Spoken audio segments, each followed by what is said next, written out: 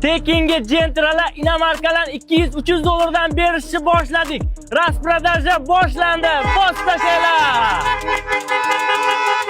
Men qora Gentra'ni Tekinga chiqarib beraman, lekin bunaqa boshlang'ich to'lov chiqarish uchun kayf bermayapti. O'shaning uchun men bu oq Gentra'ni olgan odamga kapot ustiga 200 dollar pulni ham bera olaman.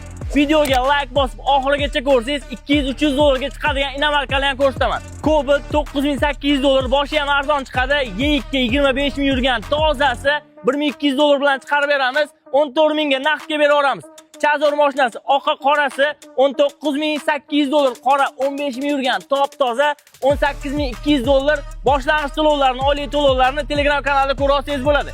Kia Seltos mashinasi bunaqa narxda yo'q, ishoninglar, 500 dollar bilan nomimizga chiqadi.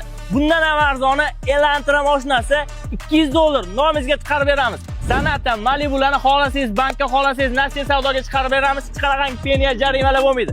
Trekkerni ikkitalab olib kelib qo'yganmiz. Xitoy sborka 2021-yil cho'tki holatda turibdi.